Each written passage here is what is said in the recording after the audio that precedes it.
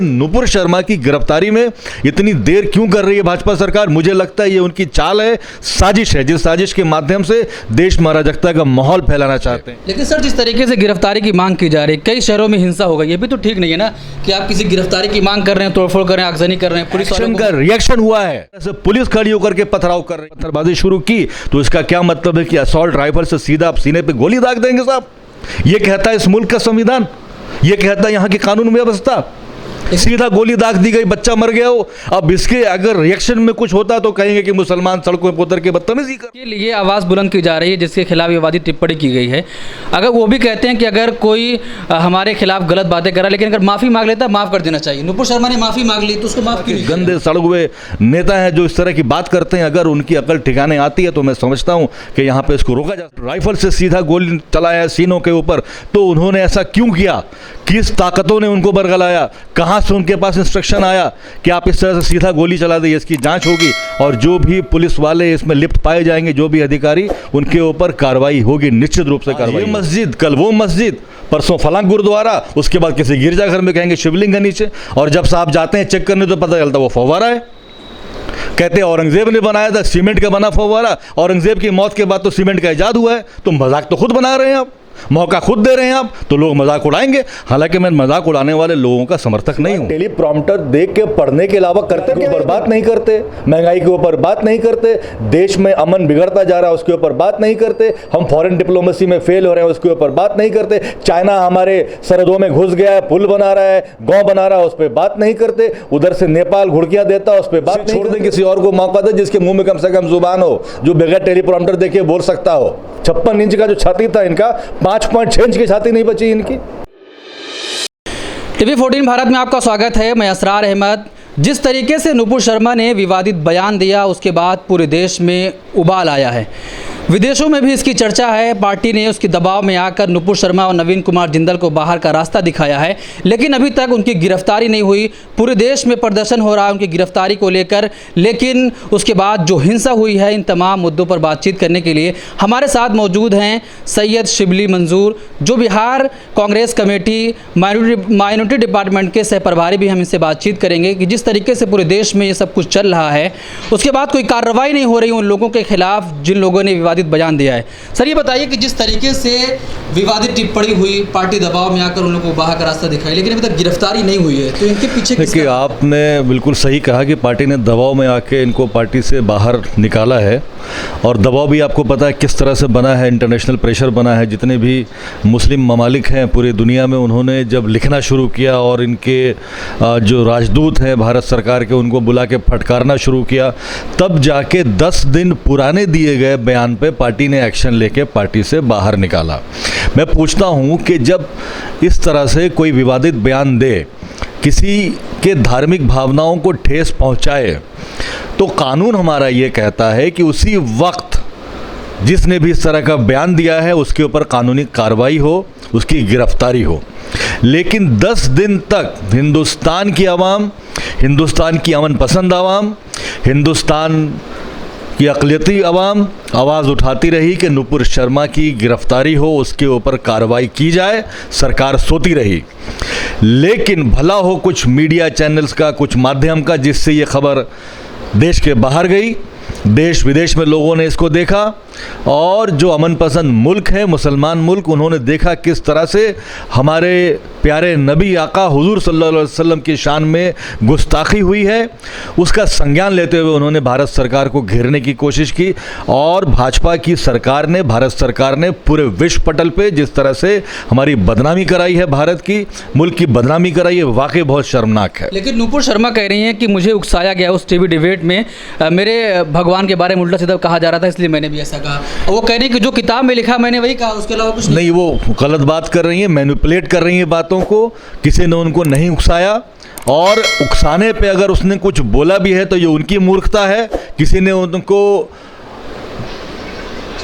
उकसाया भी होगा तो जिसने भी उनके धार्मिक चिन्हों को लेकर के धार्मिक भावनाओं को आहत करने के लिए उकसाया होगा, मैं कहता हूं उन पर भी कार्रवाई कीजिए। हम ये थोड़ी करें कि कार्रवाई ना हो उनके ऊपर, दोनों पे कार्रवाई कीजिए। लेकिन नुपुर शर्मा की गिरफ्तारी में इतनी देर क्यों कर रही है भाजपा सरकार? मुझे लगता है ये उनकी चाल है, साजिश है, जिस साजिश के माध्यम से देश में अराजकता का माहौल फैलाना चाहते हैं ये। लेकिन सर, जिस तरीके से गिरफ्तारी की मांग की जा रही है, कई शहरों में हिंसा हो गई, ये भी तो ठीक नहीं है ना कि आप किसी गिरफ्तारी की मांग कर रहे हैं, तोड़फोड़ कर रहे हैं, आगजनी कर रहे हैं, पुलिस वालों को मार रहे हैं। मैं यहाँ पे समझता हूँ कि आपकी बात से कुछ हद तक मैं सहमत हूँ। एहतजाज हमेशा जो दायरा है संविधान का, जो दायरा हमें दिया है प्रोटेस्ट करने का हमारे संविधान ने, कॉन्स्टिट्यूशन ने, उसके दायरे में करना चाहिए। हिंसा कभी नहीं अपनानी चाहिए। अगर आपका विपक्षी दल, आप जिससे लड़ रहे हैं, जिस सरकार से, वो हिंसा पे उतारू है, उसने संविधान की धज्जियां उड़ा दी हैं, तो इसका ये मतलब नहीं कि हम भी संविधान को ना माने या किसी तरह के हिंसा पे उतरें। लेकिन मैं यहाँ पे असरार साहब एक बात कहना चाहता हूँ, आप समझें इस वक्त जो हालात है मुल्क के अंदर। मैं आपको, आपने भी स्कूल से पढ़ाई की होगी, मैं एक आपको ऐसा एक वाक़या बताने की कोशिश करता हूँ, उस संदर्भ में आप समझेंगे मैं क्या कहना चाहता हूँ। हिंदुस्तान के मुसलमानों का दुख तब समझ में आएगा आपको। आप ये समझें कि किसी के वालिद साहब, किसी के पिता किसी क्लास के क्लास टीचर हैं और उस क्लास में वो बच्चा भी पढ़ता है और कोई एक कमज़ोर बच्चा भी पढ़ता है। ये उसी तरह है कि उस बदमाश बच्चे ने, जिसके वालिद उस क्लास के क्लास टीचर हैं, किसी शरीफ, किसी गरीब, किसी मजलूम बच्चे को छेड़ा, उसे चिढ़ाया, उसे परेशान किया, उसे तंग किया। और जब वो बेचारा मजलूम, गरीब, दबा कुचला हुआ बच्चा उठ करके अपनी बात रखने के लिए उससे उलझे और कहे कि तुम मेरे साथ इस तरह की बदतमीजी न करो, परेशान न करो, तो वो जो मक्कार बच्चा हो रोता हुआ अपने बाप के पास जाए जो क्लास टीचर, और कहे कि देखो मेरे साथ जुल्म हो रहा है और मुझे इसने परेशान किया, और फिर बाप जो है मजलूम बच्चे की तुड़ाई कर दे, उसकी पिटाई करे। इसी तरह से मुल्क के अंदर हो रहा है। मैं कहता हूं कि जब लगातार डिमांड उठ रही है, जब लगातार मुल्क के हर कोने कोने से, पूरी दुनिया से लोग ये कह रहे हैं कि इस पर कार्रवाई होनी चाहिए नुपुर शर्मा के ऊपर, और ये हमारा संविधान भी कहता है कि जिस तरह से उसने गलत बयानी की है, जिस तरह से उसने टिप्पणियां की हैं किसी धर्म के ऊपर, उस दायरे में, कानून के दायरे में उसके ऊपर कार्रवाई होनी चाहिए। तो सरकार कार्रवाई क्यों नहीं कर रही है? एक्शन का रिएक्शन हुआ है। मैं फिर कह रहा हूं, रिएक्शन जिस तरह से हुआ, हिंसा हुई है, वो भी गलत है। लेकिन जो जिस कारण से ये हिंसा हुई है, उस कारण के ऊपर किसी प्रकार की कार्रवाई क्यों नहीं हो रही है? और मैं आपसे दूसरी बात कहता हूं कि आप मेरे पास कई सारे फुटेज आए हैं, आप मीडिया के साथ ही आपने भी देखा होगा कि किस तरह से पुलिस खड़ी होकर के पथराव कर रही है। आगे भीड़ में कुछ लोग खड़े हैं, ऐसा मालूम होता है कि मुसलमान हैं, टोपियां कुछ दिख रही हैं, पुलिस मिल करके भगवा गमछे डाले लोगों के साथ पथराव कर रही है। ये कहाँ का कानून है साहब? अभी जो रांची में हुआ, इसको लेकर के हमारी रांची में कई लोगों से बात भी हुई है सरकार में, और हम ये जानने की कोशिश कर रहे हैं कि जब पुलिस को एक दायरा दिया गया है मॉब डिस्पर्स करने का कि भाई आप पहले लाठी पटको, लाठी पटकने से मॉब ना डिस्पर्स हो, मॉब ना हटे तो आप लाठी चलाओ, लाठी चार्ज का हुक्म करो, लाठी चार्ज से भी ना हो तब आंसू गैस की बात है, और आंसू गैस से भी ना संभले तब जाकर के कि चेतावनी दी जाए और हवाई फायर किया जाए। ये क्या बात हुई साहब कि सड़क पे अगर लड़के मान लीजिए निकले थे आंदोलन करने के लिए, एहतजाज करने के लिए, और किसी वजह से किसी ने उकसाया, किसी ने क्या बात कही, पूरा प्रकरण आप वहाँ के लोगों की सुनेंगे मुँह ज़बानी, तब आपको पता चलेगा। थोड़ी हिंसा हुई, लोगों ने पत्थरबाजी अगर शुरू की, मैं फिर कह रहा हूँ कुछ लोगों ने पत्थरबाजी शुरू की, तो इसका क्या मतलब है कि असॉल्ट राइफल से सीधा आप सीने पे गोली दाग देंगे साहब? ये कहता है इस मुल्क का संविधान, ये कहता है यहाँ की कानून व्यवस्था। सीधा गोली दाग दी गई, बच्चा मर गया हो। अब इसके अगर रिएक्शन में कुछ होता तो कहेंगे कि मुसलमान सड़कों पर उतर के बदतमीजी कर रहा है, कानून तोड़ रहा है। आपको शिबली भाई, जिसके लिए आवाज़ बुलंद की जा रही है, जिसके खिलाफ विवादित टिप्पणी की गई है, अगर वो भी कहते हैं कि अगर कोई हमारे खिलाफ गलत बातें करा, लेकिन अगर माफ़ी मांग लेता माफ़ कर देना चाहिए। नुपुर शर्मा ने माफ़ी मांग ली तो उसको माफ़ क्यों नहीं किया जाए? नुपुर शर्मा ने क्या माफ़ी मांगी है? उन्होंने कहा अगर किसी भावनाओं की आहत हुई है तो हम उससे माफ़ी मांगते हैं। नुपुर शर्मा इस तरह के प्रेशर में आके उन्होंने माफ़ी मांगी, वो बात अपनी जगह ठीक है, मांगी होगी। मेरे पास वो न न्यूज़ आई है ना मैंने वो देखा है। जब पार्टी से उनको निकाला गया तब उन्होंने कहा कि अगर किसी की भावनाएं आहत हुई हैं तो मैं माफ़ी मांगती हूँ उसके लिए। मैं समझता हूँ कि अगर उनको सज़ा नहीं दी गई, आप बात समझिए, इस तरह के मामलों में बढ़ोतरी होगी।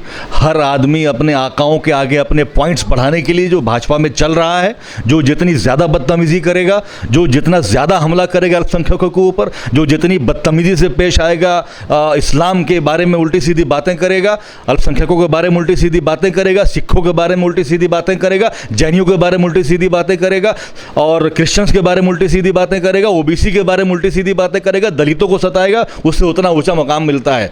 तो इसको रोकना होगा यहाँ पर। अगर नुपुर शर्मा के सिर्फ एक लब हिला देने से, मुझे माफ़ कर दिया जाए बोल देने से, अगर ये मामला सारा सलट जाए वहीं पे, और बाकी इनके नेताओं को, जो भाजपा के गंदे सड़े हुए नेता हैं जो इस तरह की बात करते हैं, अगर उनकी अकल ठिकाने आती है तो मैं समझता हूँ कि यहाँ पे इसको रोका जा सकता है। लेकिन बात सिर्फ ये नहीं है, पिछले 8 साल में आप देखते आ रहे हैं इस तरह के बयान लोग दे के चले जाते हैं, कोई कानून कार्रवाई नहीं होती। ये 8 साल का उबाल है जो निकल करके आ रहा है। 8 साल से लोग जो बर्दाश्त कर रहे हैं, जिस तरह से उनके साथ बदतमीजियाँ की जा रही हैं, जिस तरह से उनके ऊपर जातिगत, जिन तरफ से धर्म विशेष के ऊपर टिप्पणी की जा रही है, ये उनका उबाल निकल करके आ रहा है। इसके ऊपर सरकार को बहुत सख्ती से अपने नुमाइंदों को, भाजपा को अपने नुमाइंदों को रोकना होगा। देश में अमन का माहौल बनाने के लिए, देश को प्रगति के पथ पर वापस लाने के लिए इसका रोकना बहुत ज़रूरी है। लेकिन शिबली भाई, आप भी कांग्रेस से हैं, जिस तरीके से और भी जगह प्रदर्शन हुआ, कहीं गोली नहीं चली, लेकिन झारखंड में आपकी भी समर्थित सरकार है, वहाँ पर गोली डायरेक्ट मार दी गई। इस पे बहुत सीधा सा सवाल है मेरे हेमंत सोरेन जी से, जो झारखंड के मुख्यमंत्री हैं, वहाँ पे कांग्रेस समर्थित सरकार है।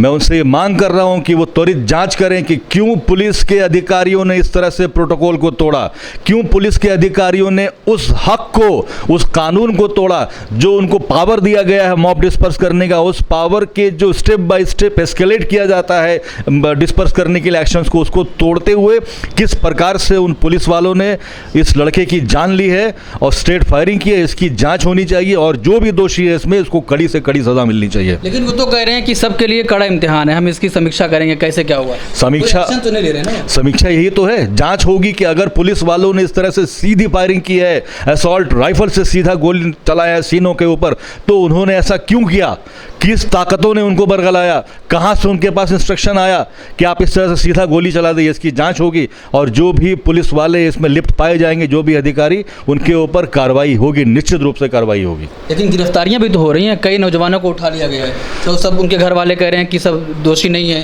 कि उन्होंने कुछ काम नहीं किया। देखिए, इन्वेस्टिगेशन होगा, एक अकरेंस हुआ है, आपको देखिए कानून के दायरे से आपको देखना होगा।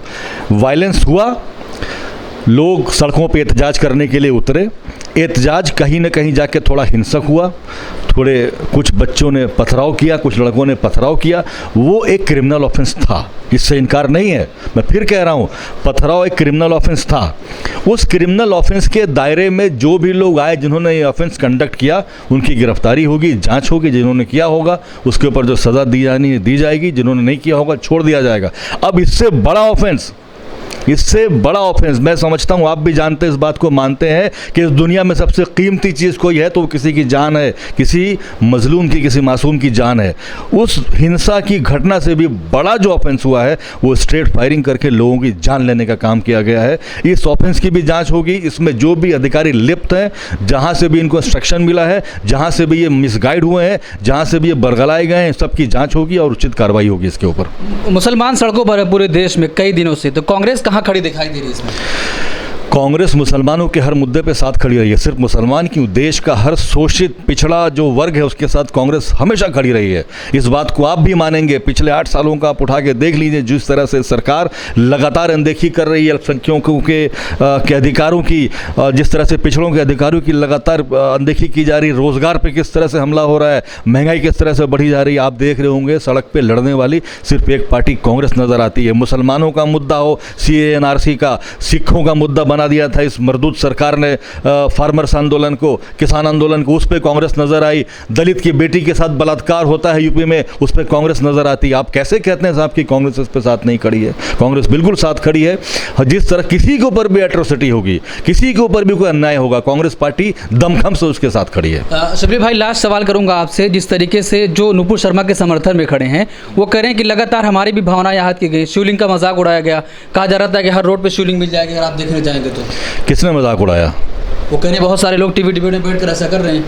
आपने मजाक खुद बनाया ना, आपने मजाक खुद बनाया। आप उन लोगों को रोके जिसने आपको मजाक बनवाया। आज ये मस्जिद, कल वो मस्जिद, परसों फलां गुरुद्वारा, उसके बाद किसी गिरजाघर में कहेंगे शिवलिंग है नीचे, और जब साहब जाते हैं चेक करने तो पता चलता वो फव्वारा है। कहते हैं औरंगजेब ने बनाया था, सीमेंट का बना फव्वारा, औरंगजेब की मौत के बाद तो सीमेंट का इजाद हुआ है। तो मजाक तो खुद बना रहे हैं आप, मौका खुद दे रहे हैं आप, तो लोग मजाक उड़ाएंगे। हालांकि मैं मजाक उड़ाने वाले लोगों का समर्थक नहीं हूं। मेरा ये मानना है, कांग्रेस पार्टी का ये मानना है कि हर धर्म की आपको इज्जत करनी चाहिए। जो लोग मजाक उड़ा रहे हैं वो गलत कर रहे हैं, लेकिन यहाँ पे एक बड़ा सवाल ये भी है कि आप मजाक उड़ाने का मौका क्यों दे रहे हैं उनको? आप मजाक उड़ाने का मौका मत दीजिए, लोग मजाक नहीं उड़ाएंगे। चलिए, बहुत शुक्रिया। ये थे शिबली साहब जिन्होंने बातचीत करी और बताया कि जिस तरीके से देश में माहौल बना हुआ है, मुसलमान सड़कों पर हैं लेकिन हिंसा भी हुई तो इस हिंसा का कोई साथ नहीं दे सकता है। जो लोग ऐसा किए हैं उनके खिलाफ कड़ी कार्रवाई होनी चाहिए। आप क्या सोचते हैं, आपकी क्या राय है? कमेंट बॉक्स में अपनी राय ज़रूर दें।